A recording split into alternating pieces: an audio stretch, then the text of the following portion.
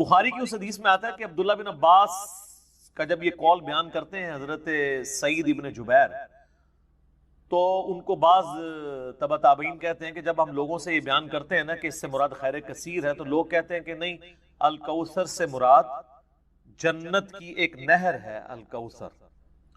تو سعید ابن جبیر کہتے ہیں کہ جنت کی وہ نہر بھی تو خیر کثیر میں داخل ہے، حضور کو جو جنت کی نعمتیں ملیں گی وہ بھی کثرت کے ساتھ ملیں گی۔ تو یہ اس کی جو تفسیر ہے نا خیر کثیر والی، یہ سب سے آپٹیمل ہے، اس میں جو ہے وہ حوض کوثر بھی شامل ہے۔ جو صحیح مسلم میں حدیث ہے کہ نبی صلی اللہ علیہ وآلہ وسلم صحابہ میں بیٹھے تھے تو آپ کو اچانک ایک اونگ آئی، تھوڑی دیر بعد جب آپ کی آنکھ کھلی تو آپ مسکرا رہے تھے، اور پھر آپ نے کہا کہ ابھی ابھی اللہ تعالیٰ نے مجھ پہ یہ آیات نازل کی ہیں، بسم اللہ الرحمن الرحیم، یعنی آپ الاسلام نے بسم اللہ سے اسے سٹارٹ کیا، انا اعطیناک الکوثر فصل لربک وانحر ان شانئک هو الابتر۔ اور پھر آپ نے فرمایا کہ جانتے ہو یہ الکوثر کیا ہے؟ تو صحابہ نے کہا اللہ اس کا رسول بہتر جانتے ہیں۔ تو آپ صلی اللہ علیہ وآلہ وسلم نے فرمایا یہ جنت میں ایک نہر ہے جو مجھے اللہ تعالیٰ نے عطا فرمائی ہے، اور اس کے کنارے کی جو مٹی ہے وہ کستوری سے زیادہ خوشبودار ہے، اور اس کے برتن آسمان کے ستاروں کے برابر ہیں۔ اور صحیح بخاری میں آتا ہے کہ شب معراج جب نبی علیہ السلام جنت میں سیر کر رہے تھے تو وہاں آپ کو ایک نہر دکھائی گئی، اور جبرائیل علیہ السلام نے کہا کہ یہ وہ الکوثر ہے جو آپ کو اللہ تعالیٰ نے عطا کی ہے۔ اور آپ صلی اللہ علیہ وآلہ وسلم کے الفاظ ہیں بخاری مسلم دونوں میں کہ اس کا جو مشروب ہے وہ دودھ سے زیادہ سفید، شہد سے زیادہ میٹھا، اور اس کی خوشبو کستوری کی خوشبو سے زیادہ ہے، اور جو کوئی ایک دفعہ میرے حوض کوثر سے وہ مشروب پی لے گا اسے کبھی بھی پیاس نہیں لگے گی۔ جنت میں جو انسان کھائے پیے گا نا وہ بھوک کی وجہ سے نہیں، ذہن میں رکھیے گا، بھوک ایک عیب ہے، پیشاب ایک عیب ہے، نیند ایک عیب ہے، اسی لیے یہ تینوں چیزیں جنت میں نہیں ہیں۔ جنت میں انسان کھائیں گے لذت لینے کے لیے، پیشاب نہیں ہوگا، بخاری مسلم میں الفاظ ہیں خوشبودار ڈکار آئے گی، سارا کھانا ہضم۔ تو جنت چونکہ نعمتوں کا نام ہے، کوئی کمزوری نہیں، وہاں پہ نیند بھی نہیں ہے۔ یہاں پہ تو ہم نیند کیوں یوز کرتے ہیں؟ تاکہ ہم نیکسٹ 24 گھنٹے میں پرفارم کر سکیں، یہ بلکہ بیٹری چارج ہوتی ہے۔ وہ میری خالہ جو ہے نا وہ بڑے پیارے الفاظ استعمال کرتی ہیں، ان کی بیٹیاں جب چھوٹی تھی نا تو سوئی ہوتی تھی نا تو کون سے پوچھتا تھا بیٹیاں کہتے ہیں چارجنگ تے لائی ہیں، کیونکہ بچے جب اٹھتے ہیں نا پھر تو آپ ان کو سنبھال بیٹھے، جب تک یہ سونا نہ جائیں سکون نہیں آتا۔ تو وہ جو سوتے ہیں نا وہ چارجنگ پہ لگے ہوئے ہوتے ہیں، پھر جیسے صبح انہوں نے اٹھنا ہے نا ایٹھلی اوپرلی کر دینی ہے۔ تو قیامت میں جنت والے دن آپ کو جنت میں چارجنگ کی ضرورت نہیں ہے، بلکہ نیند وہاں پہ ضرورت ہی نہیں، اللہ تعالیٰ نے ویسے ہی انسان کو اتنی انرجی دی ہوئی ہوگی۔ تو لہٰذا آپ علیہ السلام کا جو فرمان ہے نا کہ جو ایک بار پیے گا وہ کبھی پیاسا نہیں ہوگا، تو کسی کے ذہن میں خیال آ سکتا ہے کہ پیاسا نہیں ہوگا تو پھر پانی کی لذت کیا؟ وہ اللہ تعالیٰ نے جنت کی نعمتوں میں لذت ہی اتنی رکھی ہے کہ انسان لذت کی وجہ سے اس کو استعمال کرے گا۔ اور پھر انہی احادیث میں بخاری و مسلم کے موجود ہے کہ میرے حوض کوثر پہ پھر ایسے لوگ بھی لائے جائیں گے جن میں پہچانتا ہوں گا، اور جب میں انہیں مشروب پلانے لگوں گا تو میرے ان کے درمیان ایک آڑ قائم کر دی جائے گی، تو میں کہوں گا یہ تو میرے صحابہ ہیں، اصحابی اصحابی، امتی والی روایتیں بھی ہیں بخاری مسلم میں، اصحابی والی بھی ہیں۔ تو مجھے بتایا جائے گا کہ یا رسول اللہ آپ کو نہیں پتا آپ کے بعد انہوں نے دین میں بدعتیں جاری کر دی تھی اور الٹے قدم پھر گئے تھے، تو آپ صلی اللہ علیہ وآلہ وسلم فرماتے ہیں کہ پھر میں کہوں گا سحقا سحقا لمن غیر بعدی، ان پہ پھٹکار ہو، ان کو مجھ سے دور کر دو جنہوں نے میرے بعد میرے دین کو بدل دیا۔ یہ حدیث بخاری اور مسلم دونوں میں ہے، اور حوض کوثر والے چیپٹر میں امام مسلم اسے لے کے آئے ہیں، بخاری میں موجود ہے۔ اس حدیث پہ کامنٹس ہیں عبداللہ ابن ابی ملیکہ تابعی کے، وہ جب بھی حدیث بیان کیا کرتے تھے تو وہ کہا کرتے تھے اے اللہ ہم تجھ سے یہ دعا کرتے ہیں کہ تیرے نبی کی وفات کے بعد ان کے دل سے الٹے قدم نہ پھریں، آمین ثم آمین۔ تو اللہ تعالیٰ ہمیں حوض کوثر پہ آپ صلی اللہ علیہ وآلہ وسلم کے مبارک ہاتھوں سے مشروب نصیب فرمائے۔ یہ دعا انسان کو اپنے لیے کرنی چاہیے، ظاہر ہے کہ وہ اہل جنت ہوں گے۔ اور بخاری مسلم میں کہ اس کے جو برتن ہیں نا، وہ برتن ہی آسمان کے ستاروں کے برابر اس کی تعداد ہے۔ پورا ایک نقشہ کھینچا گیا۔ آپ مشکات کی 30 جلد میں حوض کوثر اور شفاعت والا چیپٹر نکالیں تو آپ کو وہ ساری احادیث مل جائیں گی۔ ترمذی اور ابن ماجہ میں ایک وہ حدیث بھی بڑی مشہور ہے جو حضرت انس بن مالک کہتے ہیں کہ یا رسول اللہ کیا آپ میری شفاعت کریں گے؟ تو آپ فرمایا میں کروں گا۔ تو یا رسول اللہ قیامت والے دن میں آپ کو کہاں تلاش کروں؟ تو آپ علیہ السلام فرمایا میزان عمل پہ آ جانا، جہاں میرے امتیوں کے نام مال تل رہے ہوں گے۔ یا رسول اللہ وہاں نہ پاؤں؟ تو فرمایا حوض کوثر پہ آ جانا۔ عرض کی وہاں پہ بھی نہ پاؤں؟ تو فرمایا پھر پل صراط پہ آ جانا۔ کہا وہاں پہ بھی نہ پاؤں؟ تو آپ فرمایا میں ان 3 جگہوں کے سوا کہیں اور نہیں ہوں گا، یا میں حوض کوثر پہ ہوں گا اپنے پیاسی امتیوں کو مشروب پلا رہا ہوں گا، یا پھر میزان عمل پہ ہوں گا شفاعت کے لیے، یا پھر میں پل صراط پہ ہوں گا اپنے امتیوں کے لیے سلامتی کی دعا کرنے کے لیے۔ تو یہ 3 جگہیں ہیں جہاں پہ آپ صلی اللہ علیہ وآلہ وسلم کو قیامت والے دن تلاش کیا جا سکتا ہے انشاءاللہ تعالی۔ تو یہ حوض کوثر میں وہ خیر کثیر جو ہر طرح کی آپ کو عطا کی گئی وہ بھی شامل ہے، اور اسپیسیفکلی حوض کوثر جو ہے وہ بھی، حتیٰ کہ جو بخاری اور مسلم میں حدیث ہے، آپ نے اپنی وفات سے 1 مہینے پہلے خطبہ دیا تھا غزوہ احد کے شہداء پر، جو آپ نے نماز جنازہ دوبارہ پڑھی تھی 8 سال بعد۔ اس میں الفاظ ہیں، آپ نے فرمایا کہ میرا ممبر جو ہے وہ حوض کوثر پہ لگا ہوا ہے۔ یہ والے جو الفاظ ہیں یہ دوسری حدیث میں، کیونکہ وہاں پہ ممبر نہیں تھا، یہ الفاظ ہیں بخاری اور مسلم کی وہ حدیث کہ میرے گھر سے میرے ممبر سے میرے گھر تک جنت کے ٹکڑوں میں سے ایک ٹکڑا ہے ریاض الجنہ، اس میں الفاظ ہیں اور میرا ممبر جو ہے وہ حوض کوثر پہ لگا ہوا ہے۔ یعنی آپ علیہ السلام وہ دیکھ رہے تھے حوض کوثر کا منظر، ٹائم میں گزار کے آپ کو دکھایا گیا۔ وہ جو بخاری مسلم کی وہ والی حدیث ہے عقبہ بن عامر والی، جو شہداء احد پہ آپ نے 8 سال بعد جنازہ پڑھا اپنی وفات سے 1 مہینہ پہلے، اور عقبہ ابن عامر کے الفاظ ہیں یہ آخری دفعہ میں نے رسول اللہ کو ممبر پہ دیکھا ہے، اس کے بعد میں نے آپ کو نہیں دیکھا۔ تو اس میں الفاظ ہیں، آپ نے فرمایا کہ میں اپنے حوض کوثر کو اس وقت بھی دیکھ رہا ہوں، اور دیکھنا میرے بعد جو ہے وہ مجھے تم سے یہ خطرہ نہیں کہ تم شرک میں مبتلا ہو جاؤ گے، بلکہ مجھے خطرہ ہے کہ تم دنیا کے مال میں پڑ جاؤ گے اور پھر اس کی لالچ میں ایک دوسرے کو قتل کرو گے اور تم بھی تباہ و برباد ہو جاؤ گے جس طرح اگلی قومیں تباہ و برباد ہوگی۔ تو اس میں بھی حوض کوثر کے الفاظ موجود ہیں۔ اور پھر میرے ایک کربلا والے ریسرچ پیپر میں بھی آپ کو پتہ ہے ایک حدیث ہے جو میں نے حوض کوثر کا ذکر اس حدیث کے اندر بھی موجود ہے، جب وہ سنن ابی داؤد کی ایک حدیث ہے نا، وہ عبید اللہ ابن زیاد کے پاس ایک وہ آتا ہے، ہاں یہ ابو داؤد کے اندر 4749 ہے۔ ابو طالو تابعی کہتے ہیں کہ میں ابو برزہ کو میں نے دیکھا کہ وہ گورنر یزید عبید اللہ ابن زیاد کے پاس آئے جبکہ وہ دسترخوان پر تھا، تو اس نے ابو برزہ کو آتے ہوئے دیکھا اور کہا کہ یہ تمہارا ٹھگنا محمدی ہے۔ استغفر اللہ، ان کا قد چھوٹا تھا تو ان کا اے گینڈا محمدی، یعنی محمدی اس نے اس لیے کہا کہ وہ حضور کا صحابی تھا۔ تو یہ کتنی سخت توہین کی عبید اللہ ابن زیاد نے۔ یہ وہی خبیث ہے جس کے بارے میں بخاری میں 3748 نمبر حدیث ہے، جس میں امام بخاری نے حسین کے ساتھ علیہ السلام لکھا ہے کہ یہ حضرت حسین کے حسن میں کلام کرنے لگا تو انس بن مالک نے کہا کہ رسول اللہ کے سب سے زیادہ مشابہت رکھنے والے حسین تھے۔ یہ وہی عبید اللہ ابن زیاد ہے۔ تو یہ صحابہ کے گستاخ ہیں، آل امیہ ہیں، یہ بنو امیہ کے خدمت گار۔ تو اب آپ دیکھیں جب اس نے یہ بات کی نا تو حضرت ابو برزہ اس کی طنزیہ بات کو سمجھ گیا۔ آپ نے فرمایا مجھے گمان نہیں تھا کہ میں ایسے لوگوں کے دور حکومت تک زندہ رہوں گا جو مجھے رسول اللہ کی صحبت پر آر دلائیں گے، کہ میری زندگی میں یہ وقت بھی آنا ہے کہ رسول اللہ کی وجہ سے ہمیں پوری دنیا پہ غلبہ ملا، اور اس غلبے کی حکومت کو جو لوگ انجوائے کر رہے ہیں عرب کے بدو، یہ رسول اللہ سے میری نسبت پہ مجھے آر دلائیں گے۔ کہ مجھے کہہ رہے ہیں کہ ٹھگنا محمدی، یعنی پنجابی سے کہتے ہیں گینڈا محمدی، نعوذ باللہ.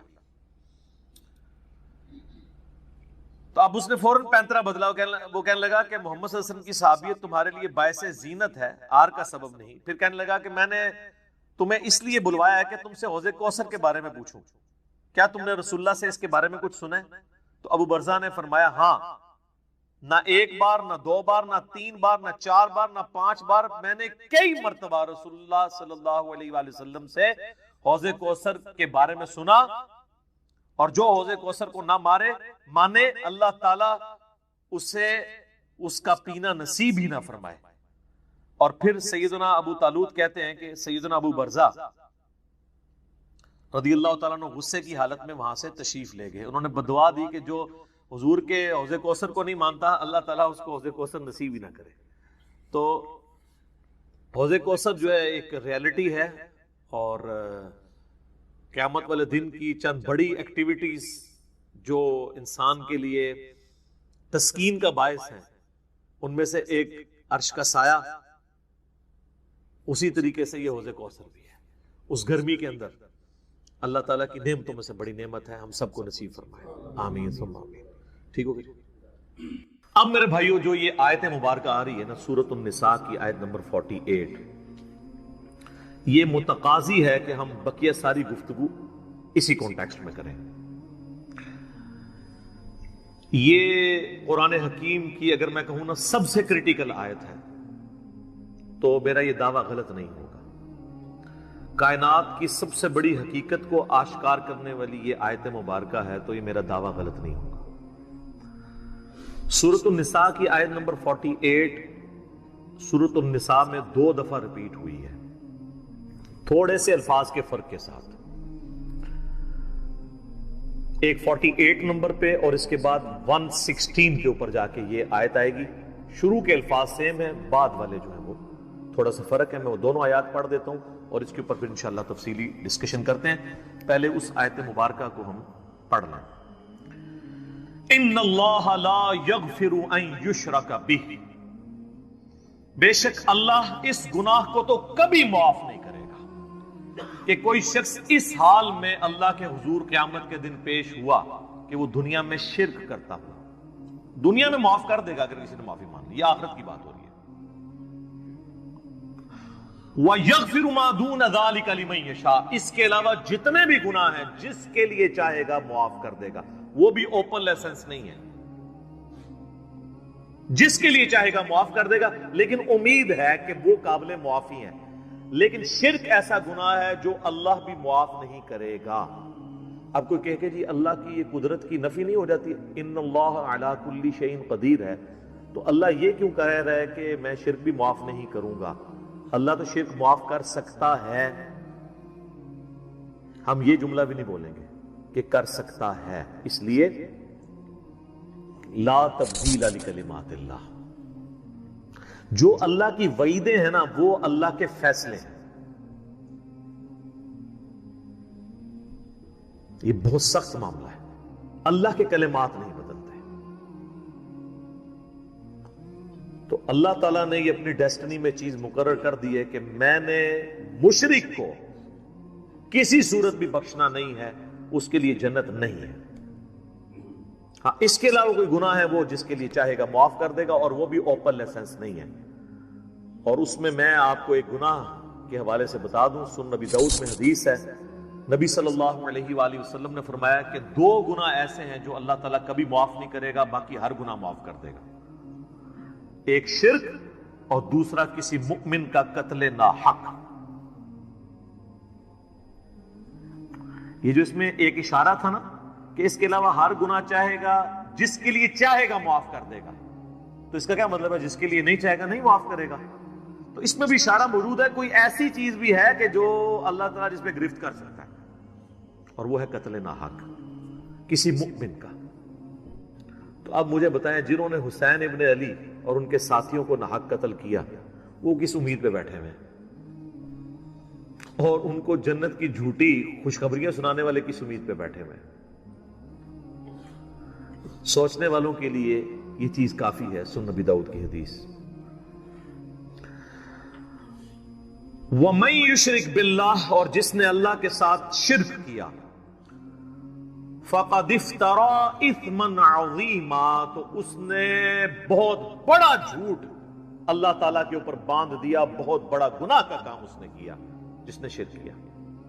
اچھا، سورہ نساء کی آیت نمبر 116 جب آئے گی نا، اس میں پہلے الفاظ تو یہی ہوں گے، ان اللہ لا یغفر ان یشرک بہ ویغفر ما دون ذلک لمن یشاء، لیکن اگلے الفاظ ہیں ومن یشرک باللہ فقد ضل ضلالا بعیدا، جو کوئی اللہ کے ساتھ شرک کرے وہ گمراہ ہوا اور گمراہی میں دور جا پڑا۔ اللہم لا تجعلنا منہم، اللہم من احییتہ منا فاحیہ علی الاسلام ومن توفیتہ منا فتوفہ علی الایمان، آمین۔ رضیت باللہ ربا وبالاسلام دینا وبمحمد نبیا صلی اللہ علیہ وآلہ وسلم، آمین۔ اب یہ میرے بھائیو ایسا ٹاپک ہے کہ میں اس پہ اگر کم از کم 2 گھنٹے بولوں نا تو تب میری تسلی ہوگی، لیکن میں نے چونکہ پچھلی قرآن کلاسز جو 344 لیکچرز میں مکمل ہوئی تھی، ان میں اس آیت کے اوپر آلموسٹ 1.25 گھنٹے کی ویڈیو ریکارڈ کروا دی تھی اسی آیت کے اوپر۔ مسئلہ نمبر 3 کے نام سے وہ اپلوڈڈ ہے یوٹیوب کے اوپر، دعا صرف اللہ ہی سے۔ آپ یوٹیوب پہ ویسے بھی لکھیں نا دعا صرف اللہ ہی سے اور علی مرزا، تو وہ ویڈیو کھل جائے گی۔ اور اس کے بعد بھی کئی ایک لیکچرز وقتاً فوقتاً میں نے ریکارڈ کروائے، وسیلے کے نام پر دھوکہ، مجھے تم سے شرک کا خطرہ نہیں، یہ اکثر آپ سنتے ہیں نا، تخت بلقیس والا واقعہ، موسیٰ اور خضر والا واقعہ علیہ السلام، ہر وہ چیز جسے دھوکہ کر کے نا قبر پرستی یا بابا پرستی یا بابوں سے مانگنا سکھاتے ہیں نا، ایک ایک چیز کے اوپر میں نے الگ سے تسلی کروائی ہے قرآن، بخاری اور مسلم کی روشنی میں، الحمدللہ۔ اب وہ سارے لیکچر جمع کریں تو اس ایک آیت پہ کم از کم 10 گھنٹے گفتگو ہو سکتی ہے، لیکن ٹائم تو متحمل نہیں ہے کہ ہم اتنی ڈیٹیل گفتگو کریں، لیکن چند ایک باتیں تو میں ضرور کروں گا۔ ایک ریسرچ پیپر میں نے اس کے اوپر لکھ دیا 8 صفحوں کا، آپ اہل سنت پاک.com پہ ڈاؤن لوڈ کریں گے۔ دعا صرف اللہ ہی سے، میں نے اس کا نام توحید، شرک اس طرح کا نہیں رکھا کیونکہ لوگ ان ناموں سے چڑھ جاتے ہیں، میں نے وہ چیز اس کے نام پہ رکھی کہ جس کے اوپر لوگ چڑھے ہیں۔ آپ کسی بھی مسلمان سے، خواہ بریلوی ہو، دیوبندی ہو، اہل حدیث ہو، اہل تشیع ہو، جا کے پوچھیں کہ دعا کس سے کی جاتی ہے تو کیا کہے گا؟ اللہ سے۔ کوئی آپ کو نکھٹو قسم کا بھی بندہ یہ نہیں کہے گا کہ دعا جو ہے وہ کسی فرشتے سے ہو سکتی ہے، کسی جن سے ہو سکتی ہے، کسی پیغمبر سے ہو سکتی ہے۔ نہیں جی نہیں، نماز تے اللہ دی پڑھی دی ہے، دعا بھی اللہ کو منگی دی ہے، لیکن حالت یہ ہوگی کہ وہ دعا اللہ سے یہ مانگ رہا ہوگا۔ نماز میں تو قرآن کی وہ آیت سورۃ الفاتحہ کی 4 نمبر آیت کم از کم 17 رکعتیں جو فرض ہیں روزانہ کی، ان میں 17 دفعہ پڑھتا ہوگا ایاک نعبد و ایاک نستعین، اے اللہ عبادت بھی صرف کریں گے اور مدد بھی صرف تجھی سے مانگیں گے۔ یہ مدد کون سی؟ دعا والی، غائب میں کسی کو پکارنا۔ ایک تو ہے آپ سامنے بیٹھے ہیں، یہ تو قرآن میں حکم ہے وَتَعَاوَنُوا عَلَى الْبِرِّ وَالتَّقْوَى وَلَا تَعَاوَنُوا عَلَى الْإِثْمِ وَالْعُدْوَانِ، نیکی اور پرہیزگاری کے کاموں میں ایک دوسرے کی مدد کرو، برائی میں مت کرو، یہ تو قرآن میں حکم ہے۔ میں آپ کو کہتا ہوں مجھے پانی پلا دیں، آپ مجھے پانی پلاتے ہیں، تو یہ قرآن میں حکم ہے کہ آپ نے اسباب اختیار کرنا ہے، لیکن آپ بغداد شریف میں، اجمیر شریف میں، اور وہاں بھی قبر میں دفن ہیں، اور آپ مر چکے ہیں، آخرت کی زندگی میں زندہ ہیں، دنیا کی زندگی سے نکل چکے ہیں، اور میں آپ سے کہوں کہ پانی پلا دیں، وہی بات، وہی جملہ ایک فریم آف ریفرنس کے بدلنے سے شرک بن جائے گا، کیونکہ آپ غیر اللہ سے دعا مانگ رہے ہیں۔ ظاہری اسباب میں تو آپ کافر سے بھی مدد مانگ سکتے ہیں، صحیح بخاری میں موجود ہے، نبی علیہ السلام جب فوت ہوئے تو آپ کی ذرا بھی ایک یہودی کے پاس گروی رکھی ہوئی تھی، گندم کے عوض، اناج کے عوض، تو آپ نے یہودی سے بھی مدد لی۔ بعض لوگ کہتے ہیں جی نبی علیہ السلام نے غزوہ خیبر پر مولا علی سے مدد مانگی، بھئی مولا علی سامنے موجود تھے، وہ جتنے صاحب آپ کے ساتھ تھے وہ رسول اللہ صلی اللہ علیہ وسلم کے مددگار تھے دین کے اعتبار سے، لیکن آپ نے خیبر کے موقع پر اپنے چچا کو جو آرمی چیف تھے غزوہ بدر اور احد میں، حمزہ بن عبد المطلب، جو کہ اللہ کے شیر ہیں اور سید الشہداء ہیں، المستدرک الحاکم میں حدیث موجود ہے. آپ نے یہ تو نہیں کہا المدد یا حمزہ، امیر حمزہ میری مدد کو پہنچے، کیونکہ وہ فوت ہو چکے تھے. جو سامنے موجود تھے انہیں کو بلانا تھا. تو دو چیزوں کو ہی مکس کرتے ہیں. اچھا مجھے بتائیں بارش کون برساتا ہے؟ اللہ. ڈیوٹی کس کی ہے؟ فرشتوں کی. تو ہم کیا بارش اللہ سے مانگتے ہیں یا فرشتوں سے؟ اللہ سے. فرشتوں سے مانگیں گے تو شرک ہو جائے گا. لہذا یہ پتا چلا کہ اگر ڈیوٹیاں بھی لگی ہوئی ہوں، کہنا نا بزرگوں کی ڈیوٹیاں نے، اللہ دا کہا ڈیوٹی کسی کو نہیں پوری ہوئی. جس مزار دا کہنا نا ڈیوٹی ہے، سارے چرسی پوڈری افیمی اسی مزار تے بیٹھے ہوندے نے، اپنے مزار دے ہوتے ڈیوٹی نہیں پوری ہو رہی انہاں کو. چلے ڈیوٹی لگی ہوئی ہو پھر بھی آپ پکار نہیں کسی کو سکتے. یہ جھگڑا نہیں ہے کہ مولا علی علیہ السلام مشکل کشا ہیں یا نہیں، شیخ عبد القادر جیلانی رحمت اللہ علیہ مشکل کشا ہیں یا نہیں. یہ تو جھگڑا ہی نہیں ہے. جھگڑا یہ ہے کہ اگر یہ ہو بھی تب بھی مرنے کے بعد، اس دنیا کی زندگی سے جانے کے بعد، آپ ان سے کمیونیکیشن نہیں کر سکتے، نہ کسی فرشتے سے، نہ کسی جن سے، نہ کسی پیغمبر سے. اور اگر آپ ظاہری اسباب کی بات کرتے ہیں تو سب سے بڑا مشکل کشا ظاہری اسباب میں اس کائنات میں انسانوں کے لیے سورج. سورج ختم ہو جائے سارے انسان مر جائیں گے، چاہے کوئی بزرگ ہے یا غیر بزرگ ہے، چاہے مسلمان ہے یا کافر ہے، فارغ.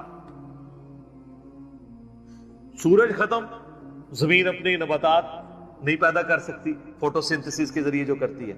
جب زمین اگانا چھوڑ دے گی تو اگر آپ جانور بھی کھائیں گے تو کتنا عرصہ. جس طرح ہمارے حکمران ہمیں کہتے ہیں کہ اگر ٹماٹر مہنگے ہیں تو دہی ڈال دو، تو اگر زمین اگانا چھوڑ دے تو ہم جانور کھائیں گے تو کتنا عرصہ، مچھلیاں کھائیں گے تو کتنا عرصہ، وہ بھی ساری مر جائیں گی ہمارے کھانے سے پہلے ہی. دنیا پہ موسموں کا تبدیل ہونا، ہواؤں کا چلنا، ہر زندہ چیز کی خوراک یہ ایک سورج کے اوپر ڈیپینڈنٹ ہے. تو پھر سب سے بڑا مشکل کشا کون ہوا؟ سورج. آج تک کسی کافر نے بھی کہا المدد یا سورج میری مدد فرمائیے، ہمیں کبھی وہم بھی نہیں آتا. سورج کی برکت سے ہی گلیشیئرز کا پانی پگھل کے دریاؤں میں آتا ہے. زمین کے نیچے بھی دریا چلتے ہیں، زمین کے اوپر بھی، جس پانی سے ہم لوگ زندہ ہیں. اور وہ گلیشیئرز تک پانی پہنچنا بھی سورج کی وجہ سے ہے، کیونکہ سورج ویپوریٹ کرتا ہے سمندر کے پانی کو، وہ ہواؤں اور بادلوں کی شکل میں ہم پر بارش کی شکل میں اور پہاڑوں پہ برف کی شکل میں برستی ہے. ورنہ یہ کروڑوں ٹن پانی اگر سمندر سے شفٹ کرنا پڑے اس کا نمک نکال کے گلیشیئر کے اوپر، پوری انسانیت قیامت تک بھی لگی رہی، یہ نہیں کر سکتی. جو کہتے ہیں نہیں خود بخود ہو رہا ہے، اور جو کام کرنے سے نہ ہو وہ خود بخود کیسے ہو سکتا ہے؟ جب تک آپ اس کے پیچھے ڈیوائن سورس نہ مان لیں. God is the only explanation of all the physical phenomena in this universe. خدا ہی وضاحت ہے اس کائنات میں ہونے والے ہر فزیکل فینامنا کے پیچھے، وہ ڈیوائن سورس ہے. ڈیوٹی لگائی دی. 15 ارب سال سے سورج چل رہا ہے، اس میں فیول کون ڈال رہا ہے؟ اسے کان سے پکڑ کے کون چلا رہا ہے؟ سورج کو خود بھی نہیں پتا کہ وہ کیا کر رہا ہوگا. لیکن سورج کو ہم کیا مشکل کشا مانتے ہیں؟ حالانکہ ساری مشکلیں ہماری وہی حل کر رہا ہے. ہم کہتے ہیں سبب ہے، پھر بھی نہیں پکارتے. اتنے بڑے سبب کو آپ پکار نہیں رہے تو بابے کدھر سے آ گئے؟ بابے تو خود آپ کے نذرانوں پہ چلتے ہیں. کھانا کھا لیں تو انہیں ٹوائلٹ کی ضرورت پڑ جاتی ہے. اور جو کوئی کہتا ہے نا میں سمندر، دریا یا زلزلہ روک سکتا ہوں، وہ اپنا پیشاب کو روک کے بتا دے. نہیں. وہ پچھلے دنوں ایک انڈیا کے وہ مولانا صاحب کی ویڈیو بھی اپلوڈ ہوئی تھی نا کہ شیخ عبد القادر جیلانی کی مجلس میں ایک وقت کے بہت بڑے ولی بیٹھے تھے، اس دوران انہیں پیشاب آ گیا اور شدت شدید تھی. روک لیتے نا، انہیں خود مان لیا کہ بزرگ نہیں پیشاب روک سکتے. وہ کہتے ہیں عبد القادر جیلانی نے اینڈ جناب چادر سٹی انہوں نے جا کے ڈگی تھے، پھر کسی میدان پہنچ گئے تھے، فارغ ہو کے واپس آئے. تو روک لیندے نا، اس میں الفاظ ہیں. وہ کہتے ہیں وہ بہت بڑے ولی اللہ تھے، پیشاب نہیں رکا. نہیں رک سکتا سر، نہ. انسان بہت کمزور ہے، کھانا نہ کھائے زندہ نہیں رہ سکتا، محتاج ہے. سورۃ المائدہ کی آیت نمبر 72 میں آیا عیسیٰ اور ان کی ماں روٹی کے محتاج تھے. اگر عیسیٰ اولو العزم پیغمبر محتاج ہیں کھانا کھانے کے، اور ان کی ماں سارے بزرگوں سے بڑی بزرگ ولیہ مریم بنت عمران وہ روٹی کی محتاج ہیں، تو بابوں کی کیا اوقات ہے؟ روٹی کے محتاج ہیں، اور روٹی کھا لیں تو نکالنے کے محتاج، نہ نکلے تو پھر پریشانی. سب کچھ اللہ کر رہا ہے. تو میرے بھائی جب یہ اللہ کر رہا ہے، پکارنا اللہ کو ہے. ایاک نعبد و ایاک نستعین. یہ ہمارا مین جھگڑا ہے شرک کے حوالے سے. ہزاروں باتیں ایک طرف، اصل بات یہ ہے کہ اصل شرک ہوا ہے ایاک نستعین میں.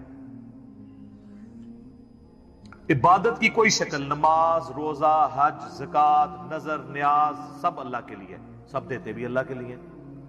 بس اصال ثواب کی نیت کرتے ہیں، وہ چھوٹا مسئلہ ہے. ٹھیک ہے، میت کی طرف سے اصال ثواب ہو سکتا ہے، لیکن ایاک نستعین میں مسلمانوں کی اکثریت شرک کر رہی ہوتی ہے. اچھا، نماز میں نہیں کرتی. نماز میں آج تک کسی نے یا علی مدد یا شیخ عبد القادر جیلانی مدد نہیں پڑھا. نماز میں کیا پڑھتے ہیں؟ ایاک نعبد و ایاک نستعین. تو سر مولا علی بھی نمازوں میں اللہ کو پکارتے تھے، نماز کے بعد بھی اللہ کو پکارتے تھے. مولا علی کا ماننے والا وہ ہوگا جو مولا علی کی طرح اللہ ہی کو پکارے، ورنہ مولا علی کا ماننے والا تو وہ نہ ہوا. تو یہ آپ دیکھیں کتنی بڑی جرت کا یہ لوگ کام کر رہے ہوتے ہیں. ہم جب سمجھاتے ہیں تو کہتے ہیں آپ گستاخی کر رہے ہیں. سر جب آپ عیسائیوں کو سمجھاتے ہیں نا کہ حضرت عیسیٰ ابن مریم اللہ کے بیٹے نہیں ہیں، تو عیسائی بھی یہی سمجھتے ہیں آپ حضرت عیسیٰ کی گستاخی کر رہے ہیں. اور قرآن میں تو بہت سخت بات آئی ہے. سورہ المائدہ کی آیت نمبر 17 میں لَقَدْ كَفَرَ الَّذِينَ قَالُوا إِنَّ اللَّهَ هُوَ الْمَسِيحُ ابْنُ مَرْيَمَ. بے شک وہ لوگ کفر کر رہے ہیں جو یہ کہہ رہے ہیں کہ عیسیٰ ابن مریم ہی اللہ ہیں. اس کے بعد کتنے سخت الفاظ ہیں. قل، اے نبی تم فرماؤ، فَمَن يَمْلِكُ مِنَ اللَّهِ شَيْئًا، اللہ کا کوئی کیا بگاڑ لے گا. ان اراد ان یہلک المسیح ابن مریم وامہ ومن فی الارض جمیعا، کہ اگر اللہ ارادہ کرے کہ عیسیٰ ابن مریم اور ان کی ماں کو اور ساری مخلوق کو ہلاک کر دے، اللہ کا کوئی کیا بگاڑ سکتا ہے. اچھا، شرک کیا عیسائیوں نے، مثال دے دی عیسیٰ ابن مریم کی توحید کے لیے. لہذا بابوں کی مثال آئے گی. سر عیسیٰ سے بڑا تو کوئی بابا نہیں ہے. وجیہا فی الدنیا والآخرہ ومن المقربین، سورہ آل عمران آیت نمبر 45. اور 5 اولو العزم پیغمبر جو سورۃ الاحزاب میں سورہ شورى میں آئے، محمد رسول اللہ، ابراہیم علیہ السلام، موسیٰ علیہ السلام، نوح علیہ السلام اور عیسیٰ علیہ السلام، ان میں سے ایک ہے عیسیٰ ابن مریم. اور اللہ فرما رہا ہے اللہ کا کوئی کیا بگاڑ لے گا اگر اللہ عیسیٰ اور اس کی ماں اور سب لوگوں کو ہلاک کر دے.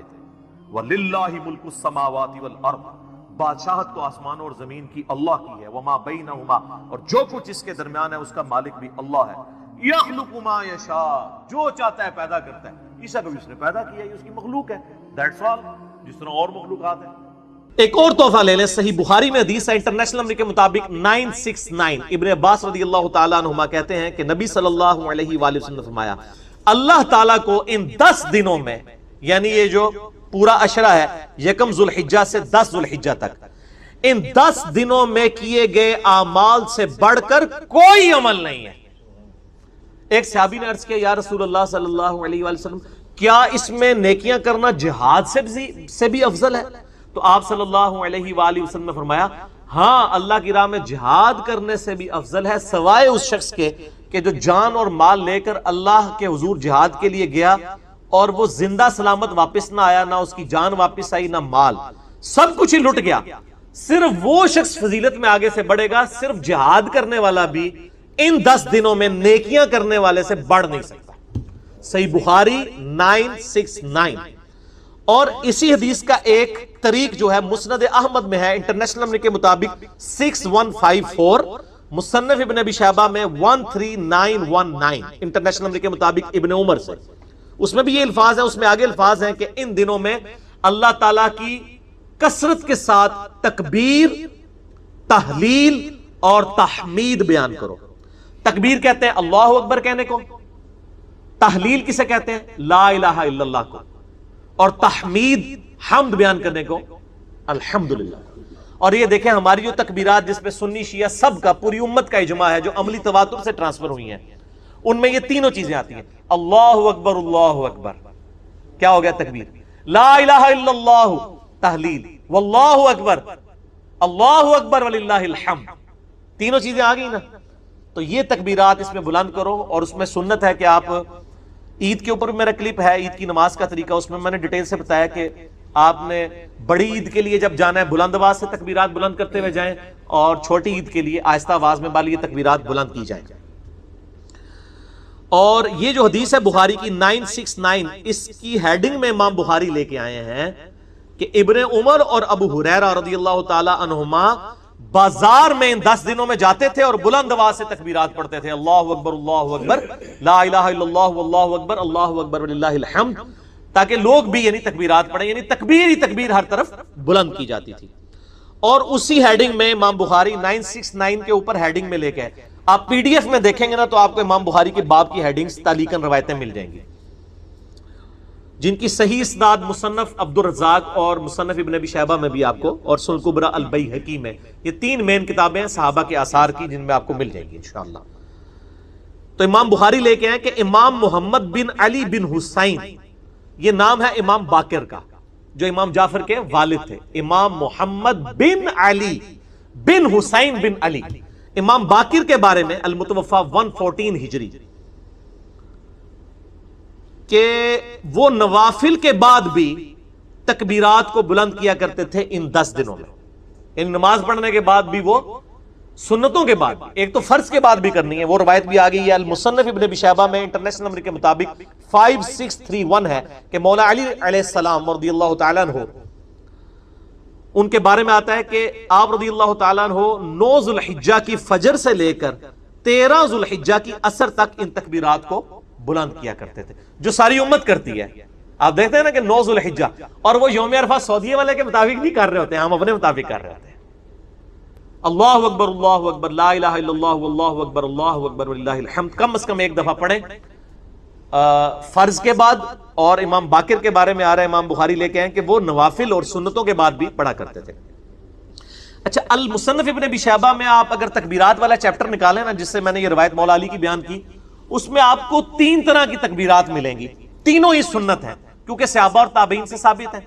ایک تکبیر آپ کو یہ ملے گی کہ صحابہ کرام تکبیر بلند کرتے تھے اللہ اکبر اللہ اکبر اللہ اکبر, صرف یہ بھی تکبیر بلند کر سکتے ہیں, یہ بھی عید کی تکبیرات ہیں.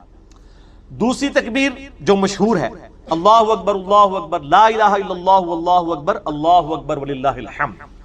اور تیسری تکبیر بھی ملتی ہے اللہ اکبر کبیرہ والحمد للہ کثیرہ وسبحان اللہ بکرۃ واصیلا. اور یہ جو میں نے آخر میں دعا پڑھی تو صحیح مسلم میں اس کی فضیلت آئی ہے کہ ابن عمر کہتے ہیں کہ ایک شخص نے نبی الاسلام کے پیچھے پڑھی تو آپ فرمایا اس کے لیے تو آسمان کے دروازے کھول دیے گئے, اور کہتے ہیں اس دن کے بعد میں نے اس دعا کو کبھی نہیں چھوڑا. تو وہ ثنا کے طور پہ پڑھنا بھی اسے سنت ہے, یعنی سبحانک اللہم و بحمدک جو ہم پڑھتے ہیں نا, اس کی جگہ بھی یہ پڑھ سکتے ہیں اللہ اکبر کبیرہ والحمد للہ کثیرہ وسبحان اللہ بکرۃ واصیلا.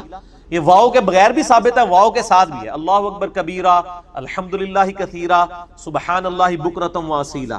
واو کے ساتھ ذرا اس میں کنٹینیوشن آ جاتی ہے. تو یہ تینوں تکبیرات ثابت ہیں.